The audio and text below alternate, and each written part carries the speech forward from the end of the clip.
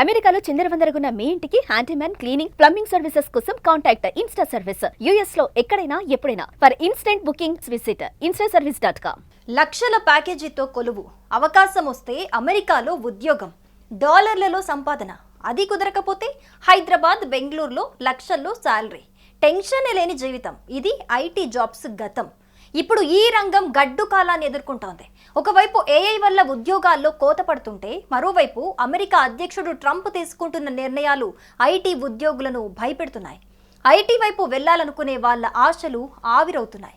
అమెరికాలో ఉద్యోగాలకు కీలకమైన H-1B వీసాల ఫీజులను ఇటీవల ట్రంప్ సర్కార్ భారీగా పెంచడంతో డాలర్ డ్రీమ్స్ పై పిడుగుపడినట్లయింది. $100,000 per year.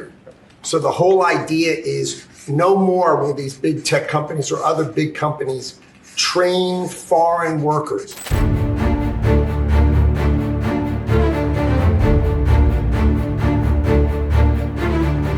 అయితే ఈ భారీ ఫీజు నుంచి కొన్ని రంగాలకు మినహాయింపు లభించబోతున్నట్టుగా తెలుస్తోంది. అమెరికా జాతీయ ప్రాధాన్యం, తక్షణ అవసరాల నిమిత్తం కొన్ని రంగాల్లో పనిచేసే వారిని ఈ భారీ ఫీజు నుంచి మినహాయించబోతున్నారు. అమెరికా అధ్యక్షుడు జారీ చేసిన ఎగ్జిక్యూటివ్ ఆర్డర్లో ఈ మినహాయింపుల ప్రస్తావన ఉంది.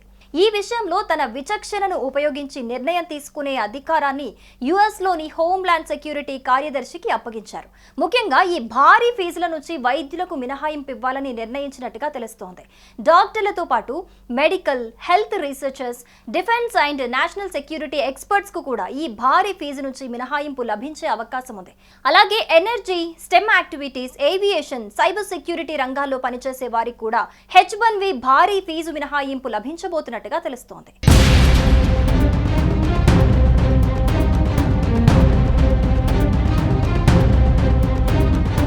అమెరికా ప్రభుత్వం H-1B వీసా ఫీజును ఏకంగా $1,00,000 పెంచింది.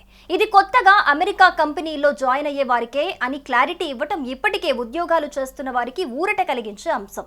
గతంలో H-1B వీసాలపై $5,000 నుంచి $6,000 ఫీజుండగా ఇది $1,00,000కు దాదాపు $90 లక్షలకు చేరుకోవటంతో ఇకపై అమెరికా కంపెనీలో పనిచేయాలనుకునే వారికి అడ్డంకిగా మారింది.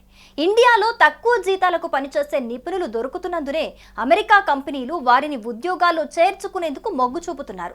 ఐటీ నిపుణులకు ఏడాదికి $90 లక్షలలోపే జీతం ఉంటుంది.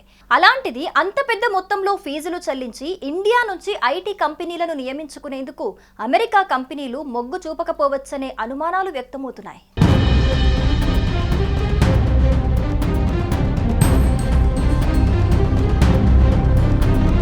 ప్రపంచవ్యాప్తంగా చాలా ఐటీ కంపెనీలు కొత్తగా అందుబాటులోకి వచ్చిన ఏఐ టెక్నాలజీని వాడుకుంటూ ఐటీ ఉద్యోగుల సంఖ్యను తగ్గించుకుంటున్నాయి. పెద్ద పెద్ద కంపెనీలు కూడా ఉద్యోగులను తొలగిస్తున్నాయి. 2030 నాటికి ఐటీలో 85 మిలియన్ జాబ్స్ గల్లంతవుతాయని ఓ సర్వే స్పష్టం చేసింది. కానీ అదే స్థాయిలో కొత్త ఎంప్లాయ్మెంట్ జనరేట్ అవుతుందని కూడా ప్రకటించింది. భారత ఐటీ కంపెనీలకు అమెరికానే ప్రధాన మార్కెట్. కానీ అమెరికాలో ఉద్యోగాలు అమెరికన్లకే అనే నినాదం, డేటా భద్రత వంటి కారణాలతో భారత కంపెనీలకు కొత్త ప్రాజెక్టులను యుఎస్ సర్కారు కొంతకాలంగా తగ్గిస్తోంది. అమెరికా H-1B వీసాల విషయంలో భారత్ చాలా కాలంగా అగ్రస్థానంలో ఉంది. ప్రభుత్వం ఏటా జారీ చేసే వీసాల్లో 70% కంటే ఎక్కువ వీసాలు భారతీయ నిపుణులకే లభిస్తుంటే చైనా 15% వీసాలు పొందుతోంది. అమెరికాకు భారత ఐటీ ఎగుమతులు 10 లక్షల కోట్ల నుంచి 12 లక్షల కోట్లు, అంటే మొత్తం ఐటీ ఎగుమతుల్లో దాదాపు 65% వరకు మన నుండే జరుగుతున్నాయి.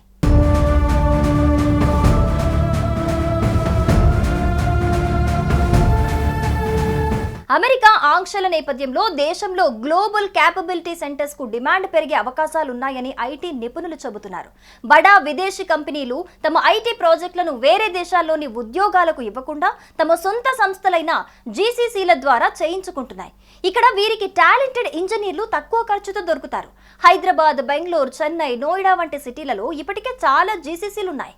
ఈ కొత్త పరిస్థితి వల్ల భారతీయ ఐటీ నిపుణులకు మంచి ఉద్యోగాలు దొరికే అవకాశం పెరిగింది. ఇది ఒక విధంగా ఐటీ ఉద్యోగులకు ఊరట కలిగించే అంశమని చెబుతున్నారు. అమెరికా పెట్టిన ఆంక్షలతో మనతో పాటు ఆ దేశానికి కూడా నష్టమే. మంచి టాలెంట్ ఉన్న నిపుణులు ఆ దేశానికి దూరమయ్యే ప్రమాదం ఉంది. దీంతో ఇతర దేశాలకు వాళ్ళంతా తరలిపోయే ప్రమాదం ఉంది. ఏఐతో ఎన్ని ఉద్యోగాలు పోతున్నాయో అంతే స్థాయిలో లాంగ్ టర్మ్ భారీగానో కొత్త ఉద్యోగాలు వచ్చే అవకాశాలున్నాయని ఎక్స్పర్ట్స్ చెబుతున్నారు. ఐటీ ఉద్యోగాల విషయంలో ఎంత భరోసా దక్కినా అమెరికాలో ట్రంప్ ఉన్నత కాలం గడ్డు కాలంగానే పరిగణించాలనే అభిప్రాయాలు వ్యక్తమవుతున్నాయి.